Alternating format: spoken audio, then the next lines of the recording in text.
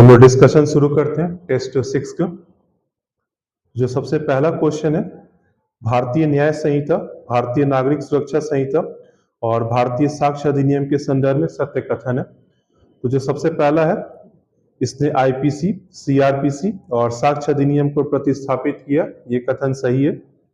दूसरा, ये अधिनियम 1 अप्रैल 2024 को प्रभाव में आएंगे, ये गलत है क्योंकि 1 जुलाई 2024 ये प्रभाव में आएंगे।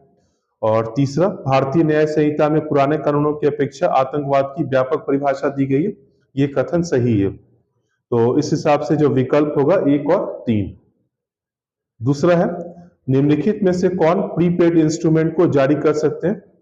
तो यहाँ पे 3 विकल्प दिए गए। तो सबसे पहला है व्यावसायिक बैंक, दूसरा है गैर बैंक और तीसरा है आरबीआई।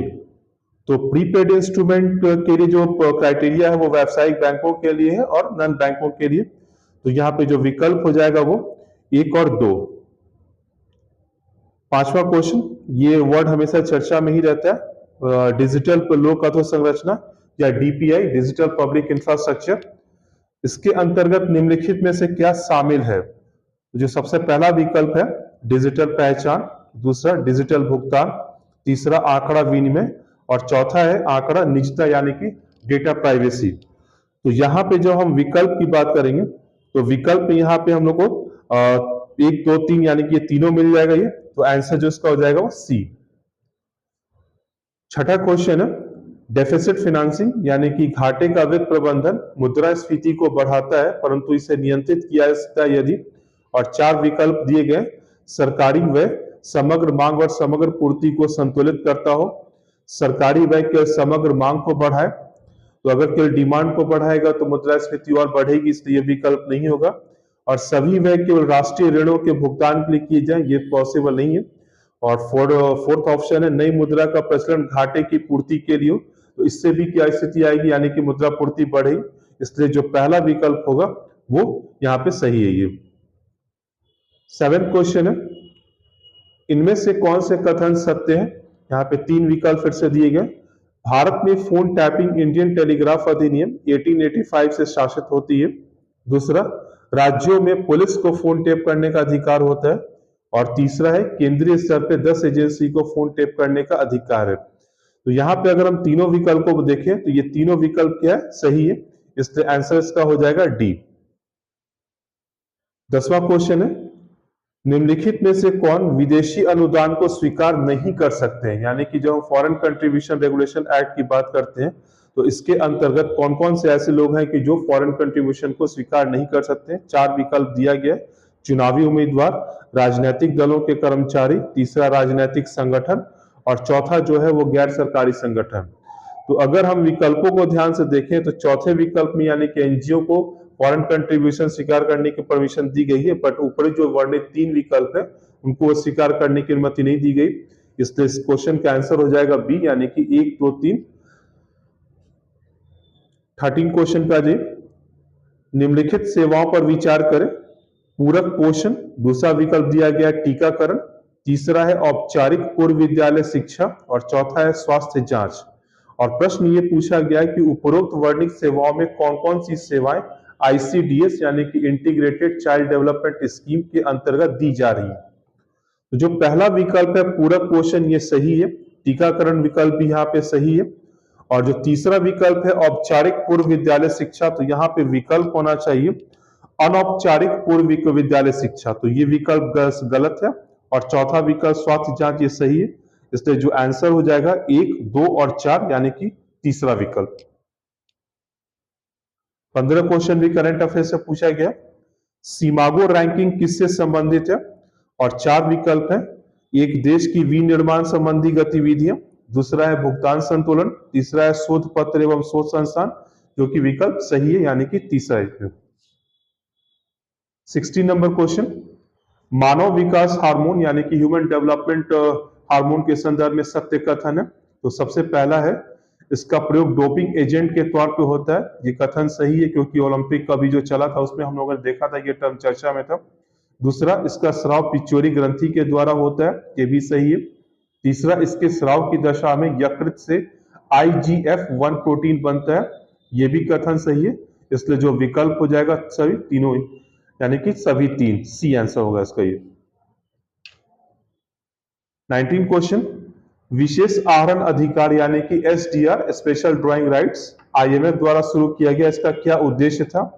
तो सबसे पहला है सदस्य देशों के मतदान अधिकार को बढ़ाना, ये सही नहीं है, परंतु जो दूसरा विकल्प है सदस्य देशों के आधिकारिक आरक्षित को परिशिष्ट करना, ये विकल्प यहाँ पे सही है।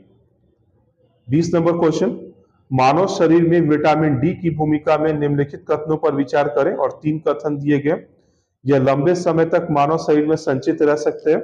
दूसरा, यह मानव शरीर में कैल्शियम की मात्रा को निर्धारित करता है, और यह कोशिका झिल्ली की क्षति को बचाने की प्रक्रिया को उत्प्रेरित करता है। तो यहाँ पे अगर हम तीनों विकल्प को देखें, ये तीनों विकल्प सही है, यानी कि सी आंसर का होगा।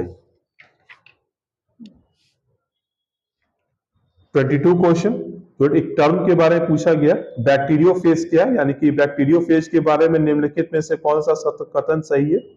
तो 4 विकल्प दिए गए, लेकिन जो पहला विकल्प है, ये ऐसे विषाणु होते हैं जो जीवाणु को संक्रमित करते हैं और उन्हें अपनी प्रतिकृति के लिए मेजबान के रूप में उपयोग करते हैं। तो यहाँ पे ये विकल्प आपका सही है। 23 नंबर क्वेश्चन, निम्नलिखित कथनों पर विचार करें।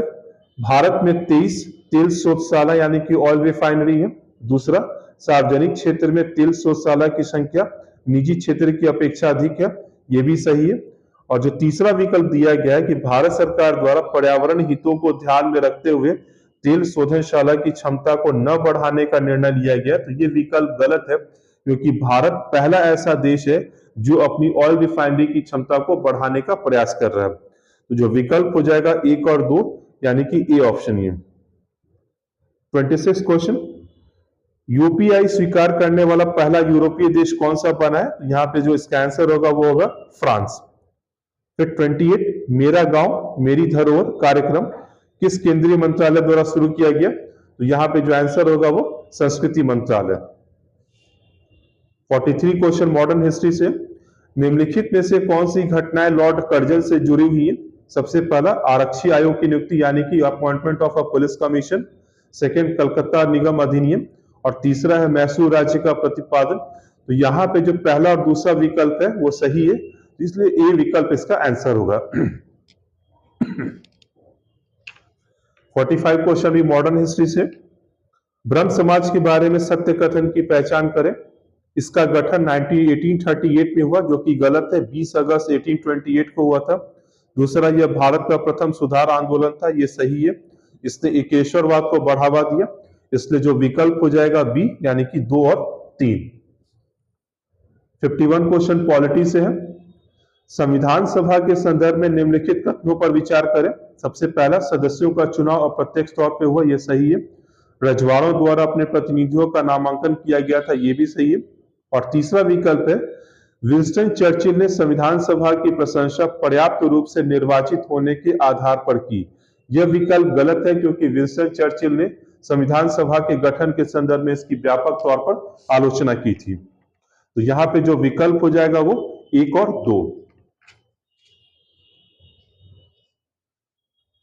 ये बिहार करंट से जुड़ा हुआ क्वेश्चन है 67। हाल में ही बिहार के राज्यपाल महात्मा बुद्ध और उनके कौन से शिष्यों के अस्थि अवशेष लेकर थाईलैंड गए? तो पहला विकल्प दिया गया आनंद और सारिपुत्र, ये सही नहीं है, पर जो दूसरा विकल्प है अरिहंत सारिपुत्र और दूसरा अरिहंत मोदगलायन, इनके अस्थि अवशेष को लेकर बिहार के राज्यपाल थाईलैंड गए थे। तो ये 67 में बी ऑप्शन इसका हो जाएगा। ये 74, भारत में वस्तु एवं सेवा कर प्रणाली को अपनाने की चर्चा किस समिति ने सर्वप्रथम की थी? तो यहाँ पे जो तीसरा विकल्प है विजय केलकर, ये इसका आंसर होगा।